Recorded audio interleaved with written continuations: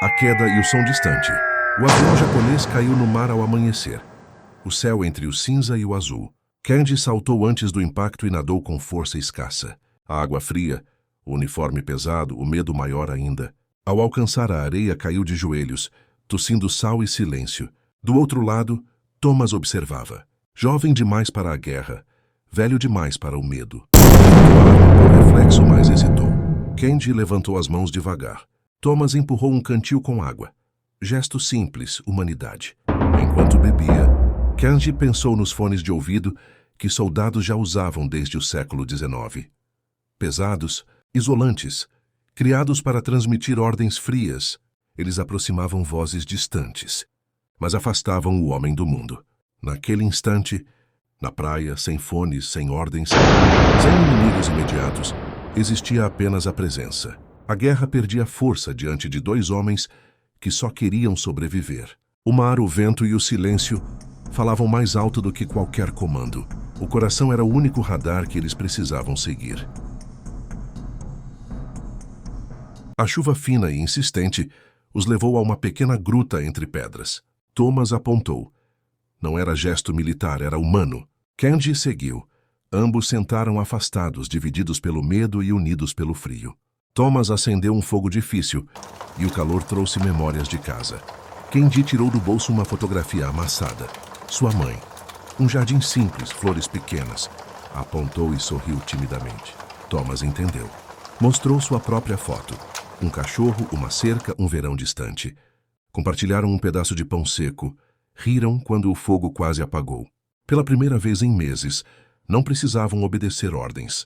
Naquele instante, os fones, as vozes distantes e comandos frios, que antes isolavam soldados, pareciam absurdos. Eles experimentavam a liberdade de ouvir apenas o silêncio, o mar e a chuva. Dormiram em turnos, não por desconfiança, mas por cuidado.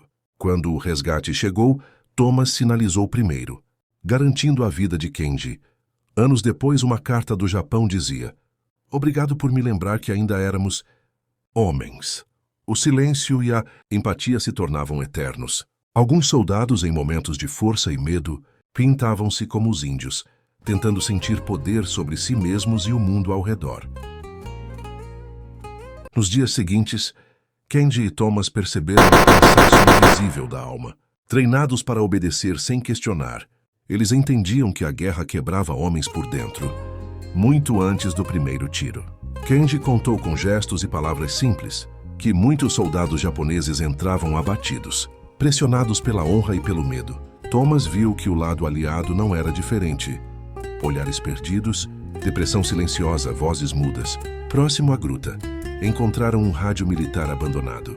Thomas explicou que, antes mesmo da Segunda Guerra, soldados usavam fones grandes e pesados para ouvir ordens e códigos.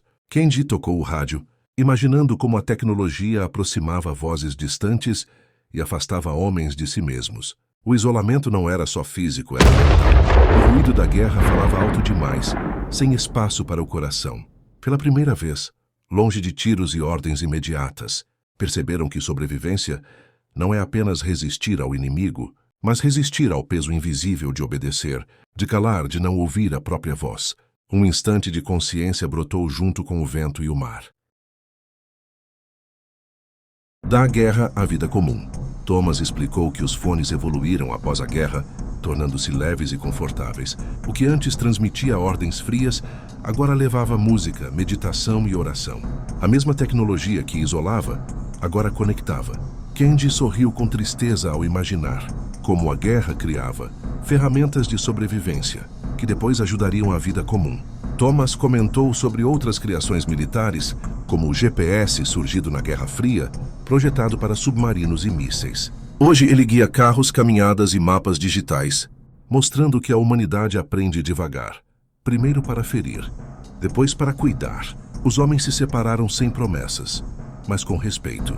Kenji, como prisioneiro, continuou vivo. Thomas voltou à base transformado. O ruído da guerra ainda ecoava em lembranças, mas o mundo seguiu seu curso. Entre fones leves, mapas e tecnologia do dia a dia, existia uma ponte silenciosa entre passado e presente, lembrando que a paz não depende da ausência de guerra, mas da presença consciente de quem escuta e escolhe.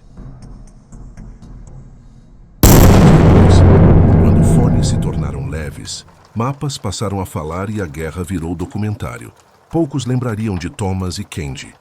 Mas em algum lugar, os dois sabiam que nem toda tecnologia salva, nem toda ordem é justa e nem todo inimigo é inimigo. Eles aprenderam que a verdadeira vitória está no silêncio, na presença e na escolha de ouvir sem precisar obedecer. O mar continuava a quebrar ondas. O vento soprava entre as pedras. E o fogo agora não queimava ordens, apenas memórias. Cada fone, cada rádio, cada mapa carregava histórias de dor, aprendizado e transformação. O peso invisível da guerra diminuía quando se encontrava a humanidade no outro. Um gesto simples, um cantil de água, um pedaço de pão ou uma fotografia. Pequenos sinais que recordavam que ainda eram homens, capazes de sentir, escolher e se conectar. No fim, a paz não era ausência, mas presença consciente. O ruído podia existir, mas não dominava. Apenas escutar era suficiente.